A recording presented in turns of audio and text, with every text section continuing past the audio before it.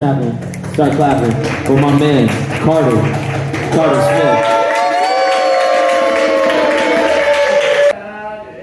Smith. So, I do a little bit of poetry. Let me get it up. I think I want to share my first poem that I've done because it's something that I hold dear to my heart because it's good work. Talk your talk, man. It's good work. Talk your talk. Okay. Okay. So it's called BattleCry because a lot of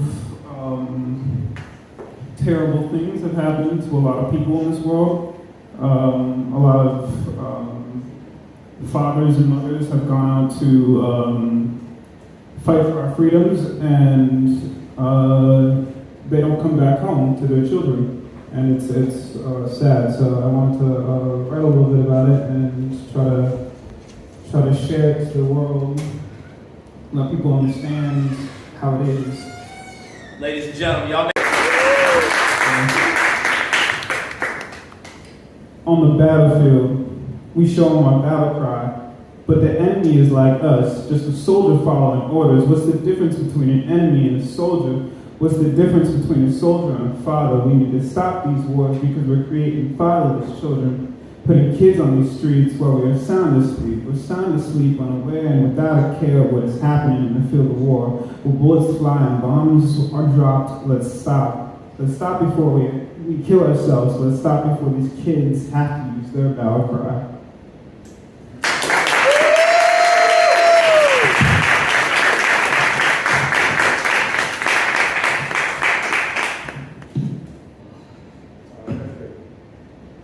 How'd that feel, bro?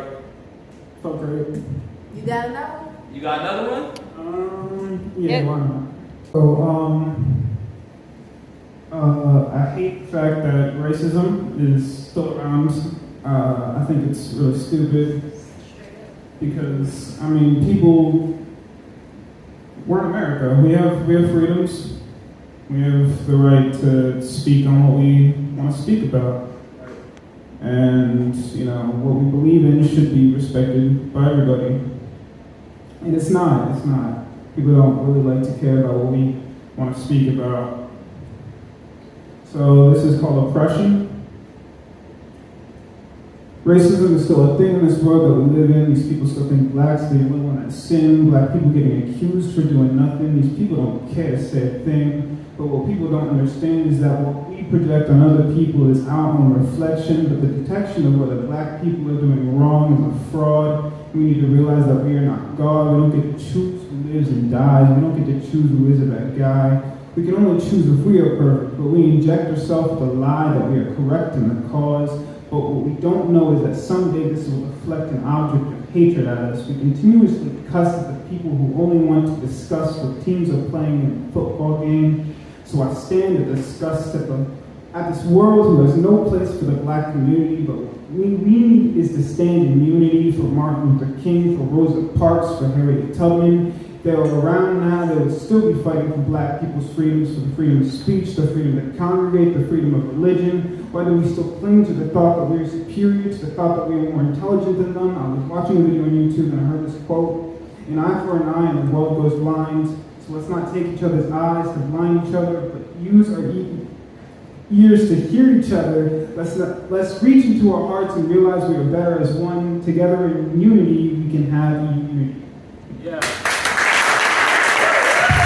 Everybody know how old you are, Carter? 16. 16.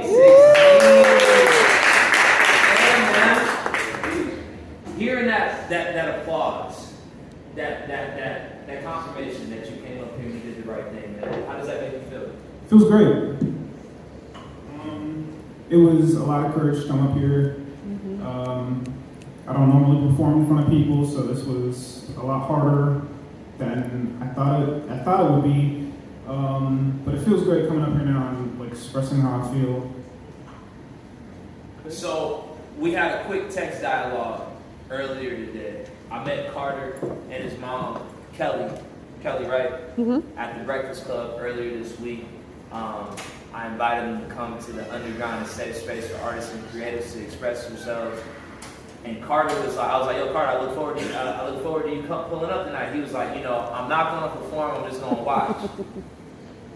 Where did the change of heart come, bro? I don't know. I just random boost of energy and courage, so I had to do it.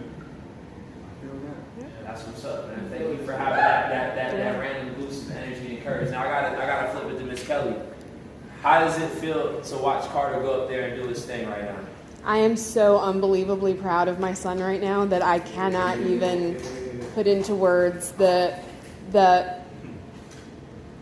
journey that he's been on in his life, the passion that he has, and what he's overcome to talk to you the other day, be willing to come here tonight, to be up there.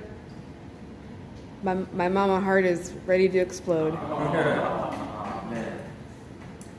Could you speak on that journey, Carter, that she's referring to? So it was a few good years of working on myself. Overall, it's been 10, but the hardest points of that time were the 6 years, from 11 to 16, or 5, sorry, where I've had a lot of bad relationships and friendships that I had to get through, and I had to learn to push them all away, because if I didn't, like you said, I can't give myself new opportunities to meet better people like you guys. So, Man, that's deep. Y'all felt that?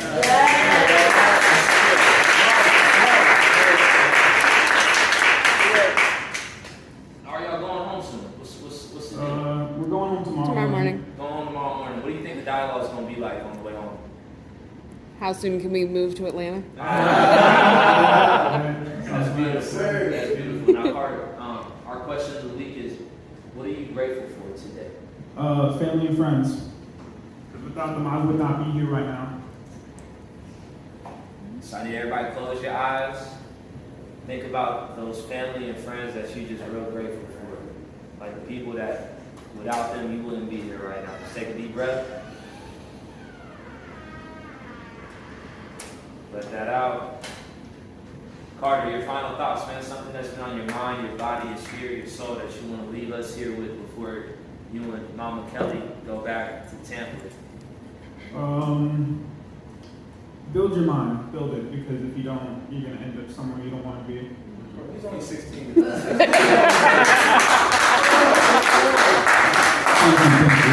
Ladies and gentlemen, y'all make some noise for Carter.